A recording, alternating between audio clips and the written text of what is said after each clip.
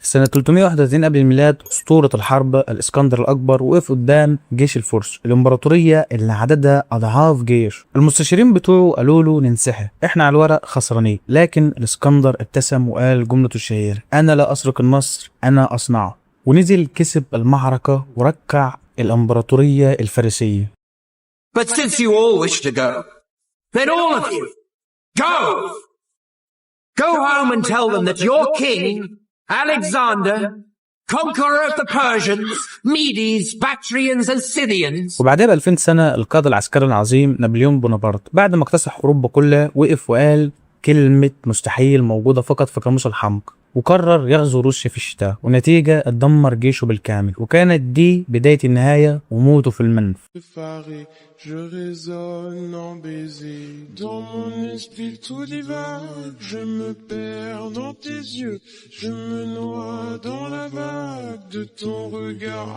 طب ايه الفرق بين الاتنين؟ ليه كلمة الاسكندر اتسجلت كثقة بالنفس غيرت التاريخ، وكلمة نابليون اتسجلت كغرور قاتل دمر امبراطوريته؟ هو فين الخط الفاصل الدقيق جدا اللي بين انك تكون شخص عنده ثقة بالنفس وكاريزما ووعي بذاته وبامكانياته، وبين انك تبقى واقع في فخ الغرور اللي بيعمي عينك عن الحقيقة؟ وايه الفرق ما بين الثقة بالنفس والغرور؟ وليه لازم نتمتع بحاجة زي الثقة بالنفس؟ وليه لازم نجتنب ونبعد عن الغرور؟ وازاي نتعامل مع الشخص اللي عنده غرور وتكبر؟ فهات المشروب بتاعك وركز معايا جدا، لان النهارده هنفكك الشفره النفسيه والعلميه لاكبر عقده في التاريخ.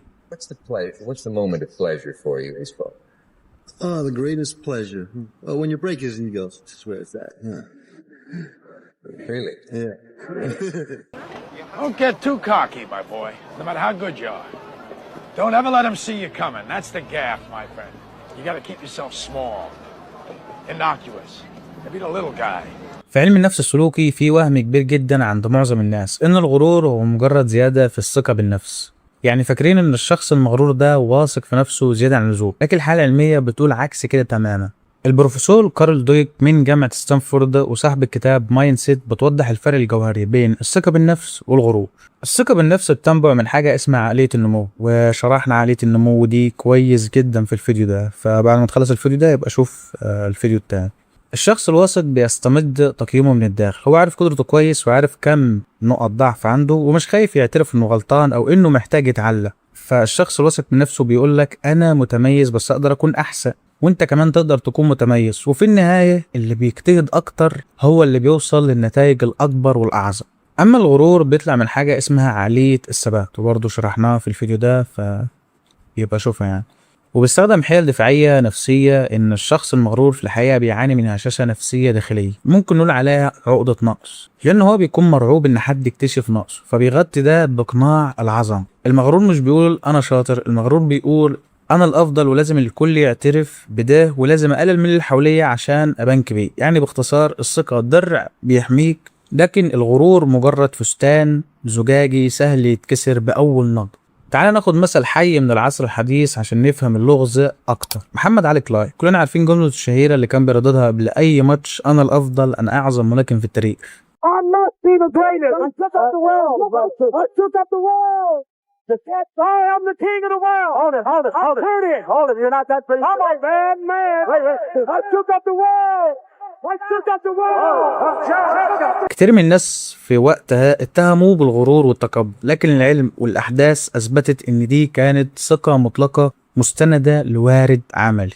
رقم 1: العمل الشاق خلف الكواليس. محمد علي كان بيقول الجملة دي بس كان بينزل يتدرب 12 ساعة في اليوم لحد ما جسمه يجيب آخر. الثقة هنا كانت عنده كانت بسبب النتيجة للمجهود المرعب اللي بيعمله، مش مجرد كلام للهوا وخلاص. رقم 2: الانفتاح على الواقع. كلاي لما كان بيخسر ماتش زي ماتشه الشهير مع جو فريزر ما كانش بيلوم الحكم ولا يهرب، كان بينزل الجيم يحلل اخطائه ويعيد بناء نفسه ويتدرب تاني. ولازم نتكلم بالتفاصيل عن النقطه دي عشان بقيت بشوفها كتير. اولا، الاخطاء او انك تفشل ده شيء عادي جدا وبيحصل لكل الناس، وبيحصل لنا شخصيا وهيحصل لي في المستقبل، لان احنا بشر بنغلط عادي وبنفشل كمان. لكن مش معنى اني فشلت او غلطت او عملت حاجة غلط مش اول ما اشوف اول شماعة او مرمي عليها كل الاخطاء والفشل اللي انا عملته. الحقيقة لو انت عملت كده فانت هتفضل طول عمرك تفشل، ومش بس هتفشل بل هتكون فاشل وعديم الجدوى. مجرد شخص بيقول كلام كده وخلاص في الهوا، اللي هو انا فشلت بسبب كذا، المنظومه دي مستهدفاني، الناس دي مش عاوزاني اكون كذا. لكن كل الكلام اللي انت قلته ده في النهايه مش هيفيد باي حاجه. الحقيقه ان احنا لازم نشوف احنا غلطنا في ايه، نحلله كويس، وبعد كده نصحح منه ونعمل اللي علينا، ان شاء الله ربنا يكرمنا. مش نقعد بقى نرمي اخطائنا وفشلنا على الناس، لان في النهايه سبب الغلط وسبب الفشل وسبب كل حاجه هو انت، وسبب النجاح وسبب التميز وسبب اي حاجه كويسه هتحصل في حياتك برضو انت السبب فيها.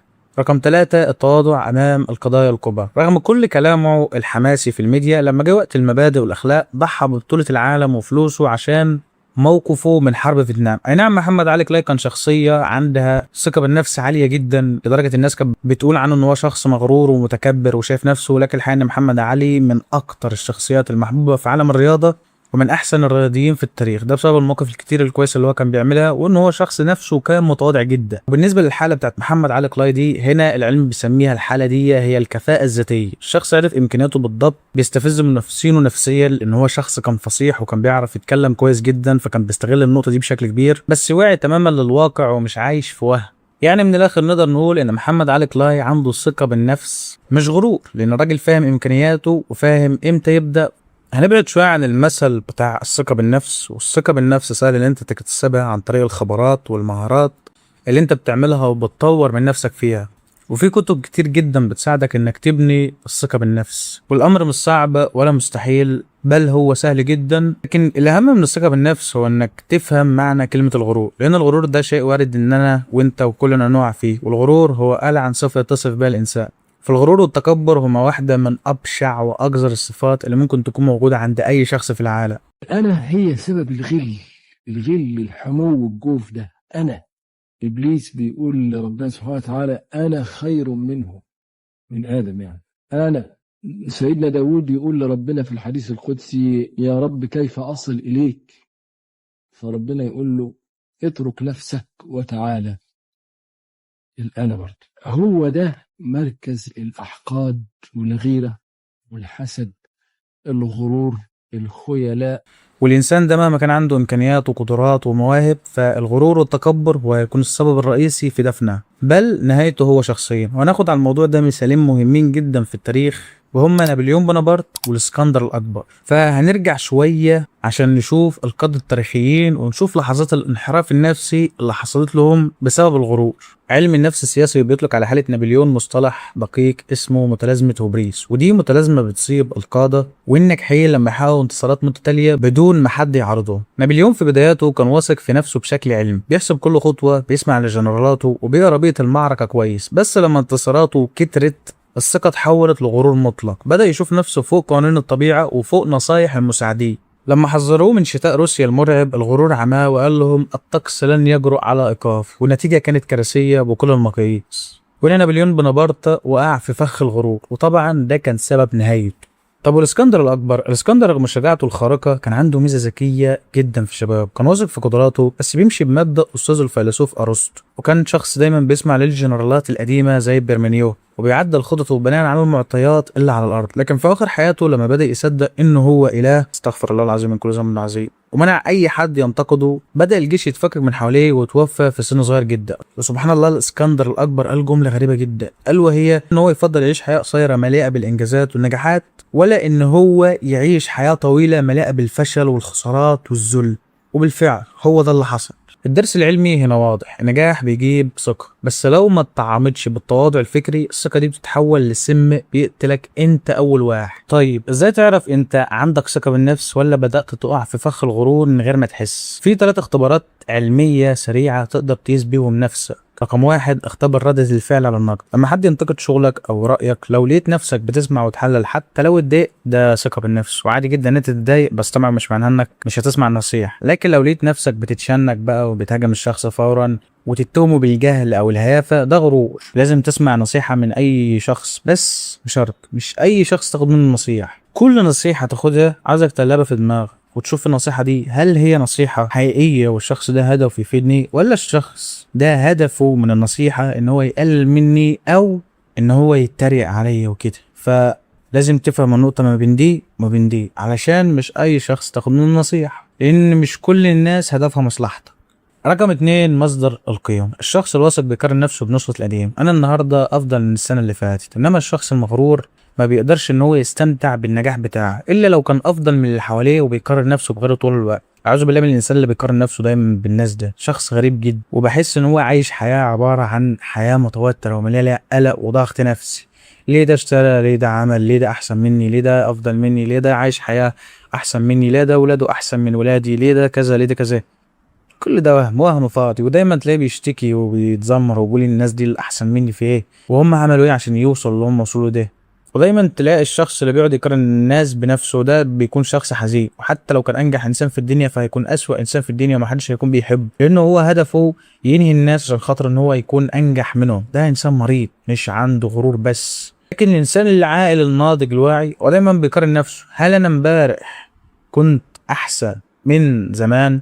هل انا النهارده كنت احسن من امبارح؟ وهل بكره هكون احسن من النهارده؟ وده اللي لازم دايما تفكر فيه، مش تفكر في ان الناس احسن او افضل. ما تكون احسن ولا افضل، ما ده لنفسه مش ليه. رقم 3 ودي مهمة جدا، القدرة على قول انا لا اعلم.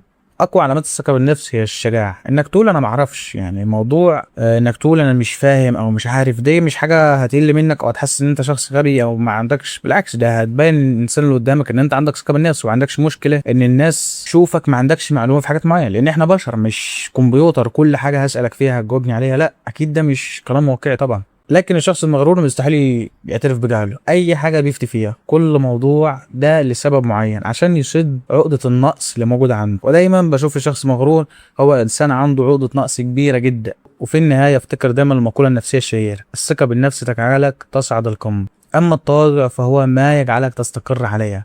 ولازم اتكلم شويه عن حاجه التواضع. التواضع مش مجرد حاجه بسيطه او مجرد حاجه احنا بنكتسبها، التواضع من اهم الصفات اللي لازم تكون موجوده عندنا، سواء انا كنت ناجح او فاشل او مضغوط او غضبان او اي حاجه. يعني اعظم البشر هم مين؟